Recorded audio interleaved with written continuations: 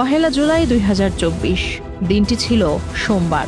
দেখতে সাধারণ একটি দিন হলেও বাংলাদেশের রাজনৈতিক ইতিহাসে এটি হয়ে ওঠে এক নতুন অধ্যায়ের সূচনা। যে আন্দোলন শুরু হয়েছিল সরকারি চাকরিতে কোটা সংস্কারের দাবিতে, ঠিক এই দিন থেকেই তা রূপ নিতে শুরু করে একটি বৃহত্তর গণ আন্দোলনে।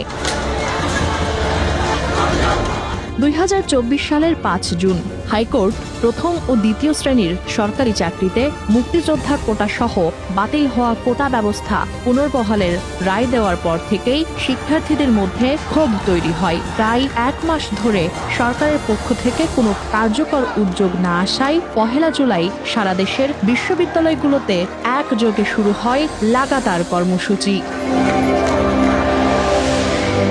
ঢাকা বিশ্ববিদ্যালয়ের কেন্দ্রীয় গ্রন্থাগার থেকে শুরু হওয়া মিছিল রাজু ভাস্কর্যে গিয়ে শেষ হয়। সেখানেই বৈষম্য বিরোধী ছাত্র আন্দোলন ব্যানারে নতুনভাবে আন্দোলনের রূপরেখা ঘোষণা করা হয়। আন্দোলনের অন্যতম সমন্বয়ক নাহিদ ইসলাম 4 জুলাই পর্যন্ত ক্লাস পরীক্ষা বর্জন এবং দেশব্যাপী ধারাবাহিক কর্মসূচি ঘোষণা করেন। শুধু ঢাকা নয়, একই দিনে জগন্নাথ বিশ্ববিদ্যালয়, জাহাঙ্গীরনগর বিশ্ববিদ্যালয়, রাজশাহী, চট্টগ্রাম, বরিশাল, বাংলাদেশ কৃষি বিশ্ববিদ্যালয় সহ দেশের প্রায় সব পাবলিক বিশ্ববিদ্যালয়ে বিক্ষোভ, মানববন্ধন, সমাবেশ ও সড়ক অবরোধ কর্মসূচি পালিত হয়। জাহাঙ্গীরনগর বিশ্ববিদ্যালয়ের শিক্ষার্থীরা ঢাকা আরিচা মহাসড়ক অবরোধ করেন। বরিশালে ঢাকা বরিশাল মহাসড়কে বিক্ষোভ হয়। রাজশাহীতে মানববন্ধনের পাশাপাশি শিক্ষার্থীরা কোটা বৈষম্য নিপাত যাক সহ বিভিন্ন স্লোগান দেন। চট্টগ্রাম বিশ্ববিদ্যালয়ে শহীদ মিনার প্রাঙ্গণ মুখর হয়ে ওঠে কোটা সংস্কারের দাবিতে। সেদিন শিক্ষার্থীদের দাবিগুলোর মধ্যে ছিল সংসদে আইন করে বৈষম্যমূলক কোটা ব্যবস্থা বাতিল, কেবল প্রতিবন্ধী ও ক্ষুদ্র নৃগোষ্ঠীর জন্য যৌক্তিক সংরক্ষণ রাখা, শূন্য পদে মেধার ভিত্তিতে নিয়োগ এবং হাইকোর্টের রায়ের বিরুদ্ধে সরকারের দ্রুত পদক্ষেপ গ্রহণ।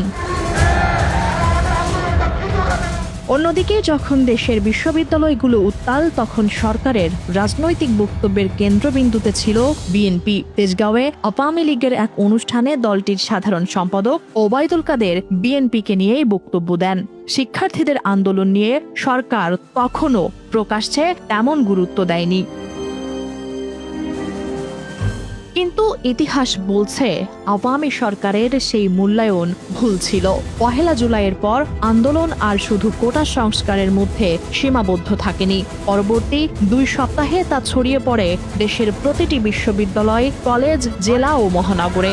আইনশৃঙ্খলা বাহিনীর সঙ্গে সংঘর্ষ, হতাহতের ঘটনা এবং সরকারের কঠোর অবস্থান পরিস্থিতিকে আরও জটিল করে তোলে।